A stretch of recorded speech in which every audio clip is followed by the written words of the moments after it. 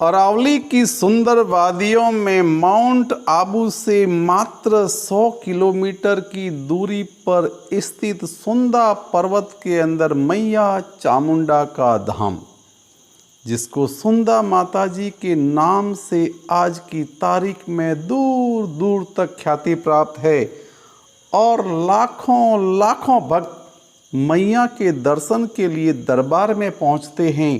मैया के एक से एक पर्चे यहाँ सुनने को मिलते हैं और आज मैं आपके सामने सुंदा माताजी के एक सैकड़ों वर्ष पुराने एक किस्से की बात करने जा रहा हूँ, जो केवल किस्सा नहीं, केवल कहानी नहीं, केवल बात नहीं, जिसको यहाँ लोक गीतों में भी गाया जाता है और हमारे पड़ोसी मुल्क गुजरात के अंदर उनके गरबों में भी गाया जाता है। ऐसी ही एक किंवदंती कहिए या मैया का पर्चा कहिए, मैं आज आपके सामने सुनाने जा रहा हूँ। ऐसा कहा जाता है, जिस समय में ये निर्जन वन था, ये मंदिर एक छोटा सा गोखड़ा था, छोटा सा मंदिर था और यहाँ पर निर्जन वन चारों ओर से ये पहाड़ियों से घिरा हुआ था। यहाँ तक पहुँचना भी काफ़ी मुश्किल था। उस जमाने के अंदर एक भावाजी देवासी करके, जैसा अपन जानते हैं कि रेबारी समाज के चरवाहे लोग जो हैं बरसात की ऋतु के बाद में अपने मवेशियों को लेकर के पहाड़ों पर चले जाते हैं। ये भावाजी देवासी भी आज जो सुंदा माता का मंदिर है, इसके पास में अभी भी एक रेबारियों का गोड़ुआ बसा हुआ है, जिसमें उनकी आज भी वो प्राचीन झोपड़ी वहाँ पर अभी भी मौजूद है। भावासी देवासी भी अपने गायों को लेकर के इस पहाड़ी के अंदर जा कर के अपने परिवार के साथ में रहते थे। अपने गायों को, झुंड को दिन भर पहाड़ी पर घास को चरा करके शाम को लौट आते थे। ये इनकी दिनचर्या थी। लेकिन जैसे ही वो अपनी गायों को लेकर के जाते थे, कुछ दिनों के बाद में उन्हें लगा कि उनके गायों के उस झुंड के अंदर, टोले के अंदर कोई एक गाय पहाड़ियों के बीच में से निकल करके आती है और उस झुंड में शामिल हो जाती है। पूरे दिन उस झुंड के साथ साथ चरती है और जैसे ही उस स्थान पर आती है, वैसे ही वो गाय जो है पुनः अपने गंतव्य की ओर बढ़ जाती है। ऐसा करते करते 1 महीना, 2 महीना, 3 महीना करते करते 6 महीने का लंबा समय हो गया। एक दिन उन्होंने अपनी घरवाली से कहा कि ऐसे एक गाय आती है, हमारे झुंड में आती है, लेकिन आज तक हमें इसकी चरामणी यानी उसका मेहनताना भी कोई नहीं देता। क्या पता गाय किसकी है, कहाँ से आती है। उसकी घरवाली ने कहा कि कल एक काम करना, तुम उस गाय के पीछे पीछे जाना और उसके मालिक से उसके चरवाही की उगामणी करना। अब फिर क्या था, घरवाली ने कहा था।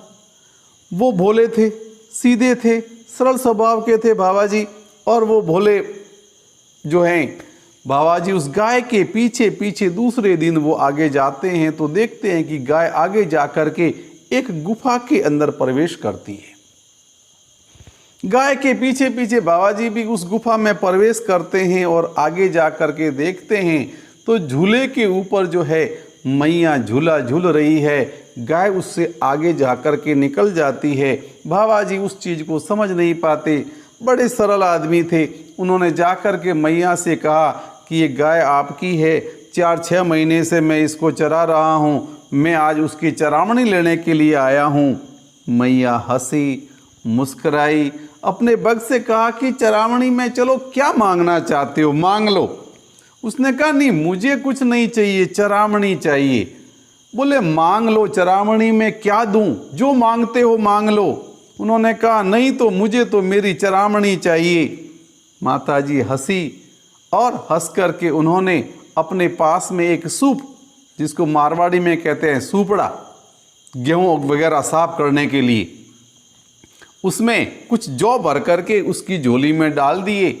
उसने अपने पास में जो पसेड़ी, रेबारी लोग अपने साथ में एक पसेड़ी रखते हैं क्योंकि गाय चराते समय उनको कहीं बैठना होता है, हाथ पैर धोने होते हैं, मुंह साफ करना होता है, पोंछने के काम में भी आ जाता है, किसी पेड़ के नीचे अगर सोते हैं वो ओढ़ने के काम में भी आती है। तो इस प्रकार से बहुत सारे मकसद उसमें पूरे हो जाते।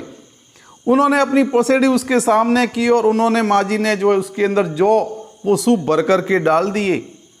अब वो उसको गठरी में बांध करके बाहर निकले। उनके मन के अंदर काफ़ी खिन्नता हुई कि देकर भी दिया तो क्या दिया, जौ दिए।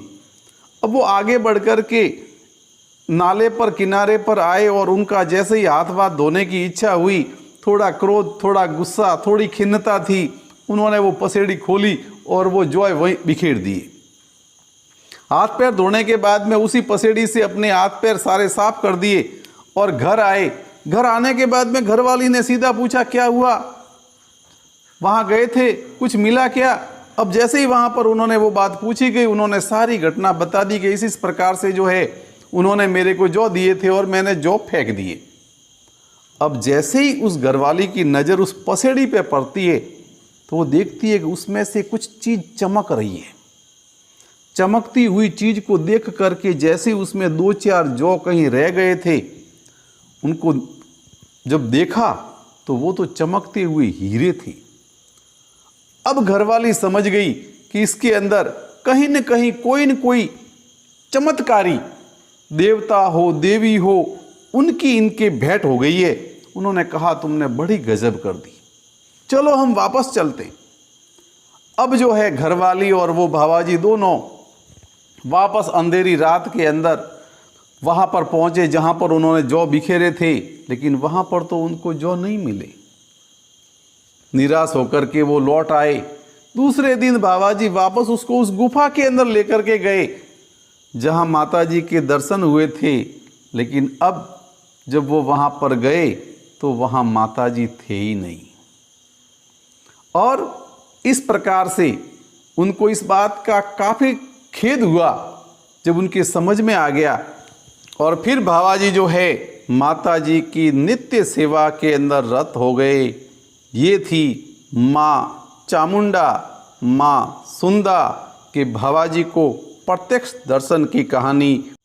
बोलिए चामुंडे मात की जय।